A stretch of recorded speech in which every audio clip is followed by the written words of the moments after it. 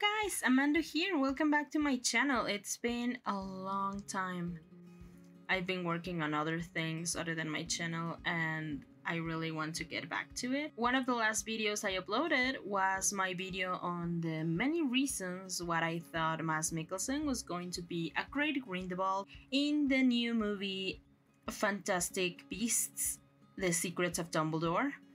And I was right. He is actually, he's damn great. He's really good in it. So I thought the best way to come back to YouTube was to do my review of the movie. I actually just saw the movie yesterday, April 5th, as part of a pre-premiere here in Mexico. And it was really good. So that's what we're talking about today. So, Fantastic Beasts: The Secrets of Dumbledore is the third movie in the Fantastic Beasts series, I'm gonna say.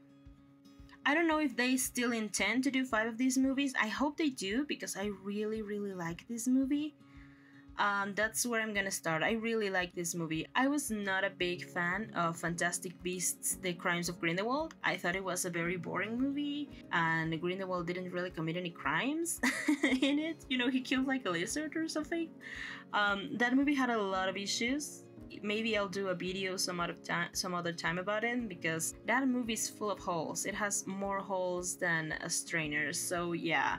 But I was really looking forward to this movie. Now, as you know, I'm a big fan of Mads Mikkelsen, and I'm a big Potterhead, so this movie had the best of both worlds to me, and it didn't disappoint. I was kind of hoping for disappointment after The Crimes of Grindelwald, but no. This movie is actually quite good. I really enjoyed it. Like, I didn't want it to end. I wanted more. I wanted the drama to keep going. So what I'm gonna say about this movie, and remember this is the spoiler-free section, is that it's a very emotional movie. I think the characters are handled very well. I think every character has an arc that they are trying to complete. I think every character has some very realistic motivations. We can talk about the 2 highlights of the movie, which are, of course, Mads Mikkelsen, super good, and Jude Law, who also did an awesome work as Dumbledore. Has been doing an awesome job as Dumbledore, but in this movie he really shines. You really get to see how complex Dumbledore is, which is something, you know, we don't really get much of, so I appreciate it. You know, you get to see the relationship that they had. Now, if this is something that interests you, this is a very gay movie. I don't know, I thought it was just going to be more queerbaiting with Dumbledore and Grindelwald. And if you've seen the leaked scene, which is actually the very first 5 minutes of the movie, then you know that Dumbledore explicitly says, "I was in love with Grindelwald." And he says that like 3 times throughout the movie. He's very clear about the fact that he was in love with Grindelwald, and that made him do stupid things when he was a kid, when he was young and stupid. So, you know, that's nice. And you can feel like the chemistry between Jude Law and Mads Mikkelsen. It's there. You can feel like the longing and how they wish they could be together, but they are just drifting in different directions. And that's great. It's really well managed. It's really good. We also have Newt. We have Newt, who is there once again. This time it actually feels like he has a purpose in this movie. Just like the Fantastic Beasts, they are not here just because the movie is called Fantastic Beasts. He has a reason to be there, and the Fantastic Beasts, the main ones that appear in the movie, which are called the Quinn? Well, those have a reason to be there, a reason that is waved into the story, so it's not just forced to be there. What else can we talk about? We can talk about Jacob. Jacob is there.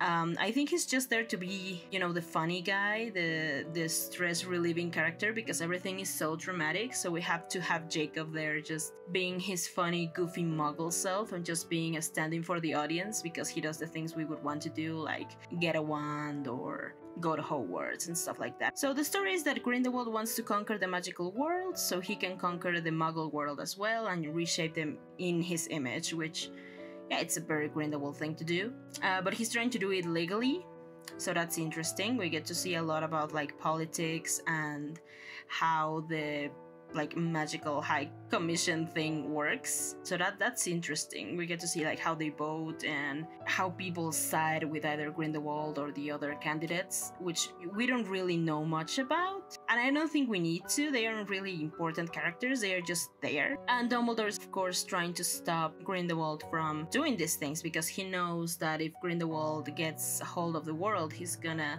burn it down basically. And you know, still feels guilty for the things he did when he was young, so he wants to keep the world safe and free, you know, from his Nazi ex-boyfriend. That's the story. It's not an over-ambitious story. It does have a lot of little side plots, like with Newt and with Theseus, the whole thing with Jacob and Queenie, which, I mean, if you love those two, it does get resolved. I really like the effects. I really like the magic in this movie. It's really cool, you know, it's very creative. We have all of these spells that do different things. It really feels like these are adult wizards, you know, they are not just, almost no one screams the name of the spells. I think there's one time, like the one time I think is when someone says Accio, and that's like it. They normally do silent spells, which is, I think, a sign of maturity in a wizard. And they do crazy things with paper or trapping a guy in a wall. It's really cool. It's really creative. The battles are really creative. The action is really good. The choreography for the duels, it's really interesting, especially the big showdown between Dumbledore and Grindelwald. They really do look menacing, but you can also tell that they really know who they are fighting. Like, they can read each other's movements. It's awesome. It's honestly awesome. The entire chemistry between the two of them, it's incredible. It's honestly what I enjoy the most about the movie. And, you know, there's a lot of nostalgic things in here, like going back to Hogwarts for like 2 minutes just so we can make jokes about it. And, you know, there's this little glimpse of McGonagall, who's a teacher, along with Albus. We get to go to Hogsmeade for a few minutes. We see Aberforth, Dumbledore's brother, and that really helps shape Albus's character because it shows you the relationship with his brother, who is his only family member. So that's interesting. We get start of a closure, sort of, with the character of Credence. You know, he's there. He does things. I don't think he's as important as a character as some people expect. He's just there, and things happen to him. And, you know, let's just say that he is a Dumbledore. That's all I'm gonna say. But this is a spoiler-free review, so I cannot say like what the reality is with him. I'm just gonna say that Grindelwald lied to him. I'm just not gonna say what he lied about in this review, but he did. He did, and Credence is suffering a lot in this movie, so if you like Emo Ezra Miller, I guess you're getting what you paid for. Overall, I think the movie has very good pace. It never feels dull, it's never super heavy. It's actually a lot of fun. It has funny moments, it has very dramatic moments, it has very intense, kind of romantic moments. The characters are really good, the writing is good, it has some jokes that really land, like with everyone that was in the movie theater with me. Everyone laughed at the same time, everyone was surprised by the twists at the same time. The battles are really cool, the effects are really good because you don't have like these over-the-top creatures like you had in some of the other movies.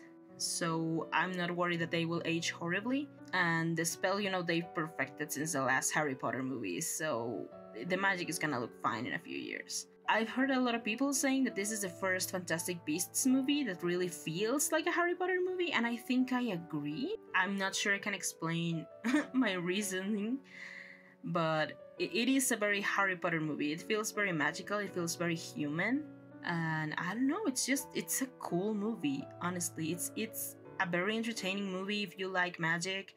It's a very good movie if you like drama. It's very dramatic. It also has a lot of character development and character growth. If you like the character of Dumbledore, then you're gonna love him in this movie. Definitely Dumbledore, Grindelwald, and their whole, you know, relationship is the highlight of this movie, and I think that's a very important aspect of it. And Mads Mikkelsen is great as Grindelwald. I personally didn't like Johnny Depp as Grindelwald, so this is a very welcome change for me, personally. Mads makes a much more menacing kind of villain, more like Voldemort, instead of the cartoony style that I think Johnny Depp gave to Grindelwald before. He is very menacing. He tries to be funny because he is a charming guy, but at the same time you can always feel like he has an ulterior motive for doing the things he does, so that's really cool. And he gets also very frustrated at some points, which makes him angry, and he is very prone to violence when he's angry. And I think people are gonna be upset at him for some of the things he does in this movie, which are so much fun, honestly. You can tell that Mads was having fun with such a, you know, bigger than life character, and it's great to have Mads back in awesome, very well fitted suits. It's beautiful. He looks beautiful. Jude Law is also amazing. He does a great job as Dumbledore. He really feels conflicted. You can really tell he's struggling to stop Grindelwald, even though he thinks it's the best thing to do. You can see he's suffering. He's not having a good time. He doesn't want to do this, but he realizes he has to. I also like Newt. I like that he has something to do in this movie, and I also like that he's taking sides now, because, and it's not a bad thing, he was always this passive character, and he even said it in the past, like, I am not the kind of guy that takes sides. But in this movie, he has to, and that's very interesting to me. Jacob, like I said, he's just the comic relief. He's there for you to laugh at him, and he's good at it. Newt's assistant, Bounty, she's really funny, and she's way more important than you're led to think, because she doesn't have a lot of actual time in the movie. You see her like for 5 minutes, but she's really irrelevant in those 5 minutes. And you have this new character, Lally, I think her name is, and she's really cool. She's this teacher from Evermoney, I think, and she's really cool. She's really badass, which is kind of cool because you don't have a lot of female characters in this movie. If you're looking forward to seeing Tina, no spoiler there, but you are not going to see Tina. She's busy doing other things, so she's not in this movie.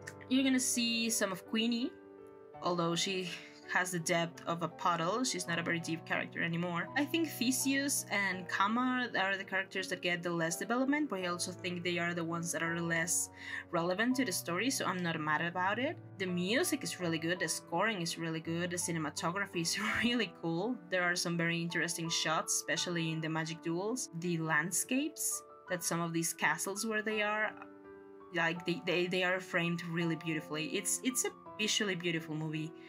So, would I recommend you see The Secrets of Dumbledore? Yes, I would. I would if you're a fan of Mass, I would if you're a fan of Harry Potter. If you don't want to see it, I will release my full spoilered version, where I will spoil all the secrets of Dumbledore for you, so you don't have to watch the movie, and you can just like watch clips of your favorite character if that's what you want to do and you don't want to support J.K. Rowling. I understand why you would do that. I didn't pay for these tickets, so I don't feel bad about it. But yeah, so I will do that. I will bring that hopefully tomorrow, so that you can get all the tea without having to watch the movie. But I hope that if you were looking for a review to kind of know if this movie is worth it, this has helped you out. I do think it's worth it. I think it's a very fun movie. I think it's very exciting. I think it's a big adventure with great characters and great music and great cinematography, and that develops everything that has in it really well. It does have its issues. I'm not saying it's a perfect movie, because it's not. It's definitely way better than Crimes of Grindelwald, and I think the only reason why it's not better than the original Fantastic Beasts is because that was a smaller scale movie and it had more time to develop the few characters it has. This movie has a lot of characters, so it gets a little muddled. And you can, like, some of the characters get lost in there. It's inevitable. I do hope they make more, because I would love to see more of Mass and how his story with Dumbledore concludes. I think that would be a really worth sequel to this movie. So that was my spoiler-free review of Fantastic Beasts: The Secrets of Dumbledore. I hope you enjoyed it. I will be going back to art content soon, but I do like making these kind of different videos every now and then. If you enjoyed the video, please give it a like, share it with your friends, and subscribe if that's something you're interested in. And I'll see you next time, guys. Stay creative. Bye bye.